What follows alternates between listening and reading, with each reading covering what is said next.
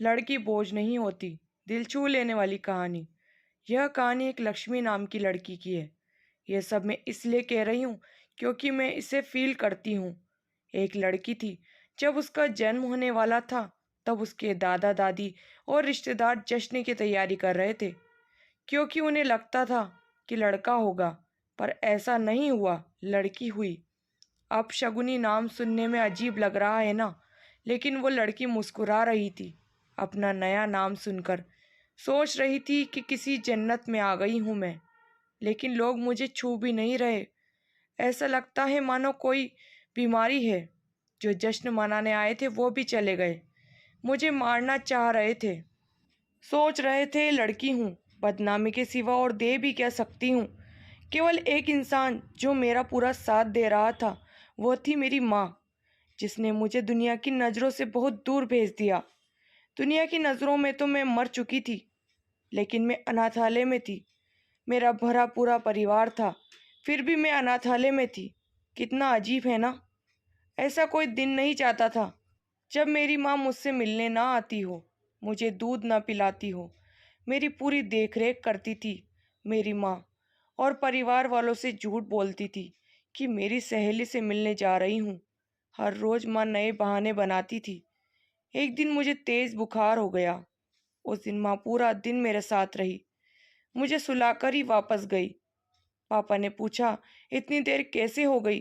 तो वो बोली, मेरी सहेली की तबीयत खराब थी और मैं उसकी मदद करा रही थी। पापा ने उस दिन गुस्से में मम्मी की पिटाई भी की।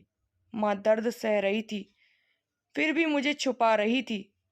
उसे लगता था कि मैं तो बच्ची हूँ, मैं क्या समझूंगी, लेकिन ऐसा नहीं था।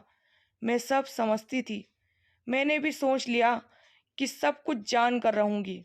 मैं मैडम के पास गई और बहुत रिक्वेस्ट करने पर उन्होंने मुझे सब कुछ बता दिया। ये सब सुनकर मुझे बहुत गुस्सा आया। तभी मैंने सोच लिया कि कुछ अलग करके दिखाना है। कुछ बड़ी हुई तो मैंने बॉक्सिंग क्लब ज्वाइन कर लिया। जब 18 साल की हुई तो मुझे स्टेट चैंपियन का खिताब मिला। 2 महीने बाद मेरा पाकिस्तान लड़की के साथ मैच था। जब मीडिया मेरा इंटरव्यू लेने आई तो मेरी माँ का फ़ोन आया तो बेचारी बोली, बेटा कृपया अपने परिवार की बुराई मत करना। मुझे तो हंसी आ रही थी कि मेरी माँ आज भी परिवार को बचा रही थी। मैंने इंटरव्यू दिया और पूरी जनता ने टीवी पर इंटरव्यू सुना। शाम को माँ ने बताया कि पापा टीवी देखते हुए बोल रहे थे, वाह क्या लड़की है, कितना नाम रोशन कर रही है अपने माता पिता और परिवार का। वो तो मुझे छोड़कर चले गए, ये कहकर कि मैं कुलक्ष्मी हूँ। आज वो लोग मुझसे मिलना चाहते हैं, फोटो खिंचवाना चाहते हैं, लेकिन आज भी वो मेरी पहचान से अनजान थे कि मैं कौन हूँ।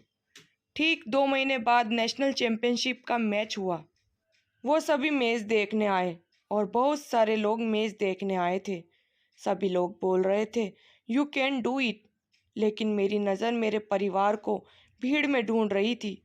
दूर भीड़ में मेरा परिवार नजर आया और मुझे उनको देखते ही अंदर गुस्सा भर आया, और सारा गुस्सा मैंने अपने प्रतिद्वंदी पर निकाल दिया और नेशनल खिताब अपने नाम कर लिया। फिर क्या, सभी लोग मुझ में इंटरेस्टेड हो गए। लोग मुझसे मेरे परिवार के बारे में पूछने लगे। बहुत मजबूर होकर मैंने बताया कि मैं वो लड़की हूँ जिसे 20 साल पहले मार दिया गया था। सबसे पहला नाम कुलक्ष्मी दिया गया था। मेरे पूरे परिवार की आंखें नम हो चुकी थी। तभी भीड़ से भागकर कोई मेरे पास आया और मुझे बेटी कहकर पुकारा। ये सब मानो मेरे लिए सपने जैसा था। जो बचपन का प्यार मैंने खो दिया था वो अचानक ही मुझे मिल गया था, और मुझे गले लगाकर सभी से कहा, ये मेरी बेटी है जिसने मुझे पिता बनने का हक दिलाया है।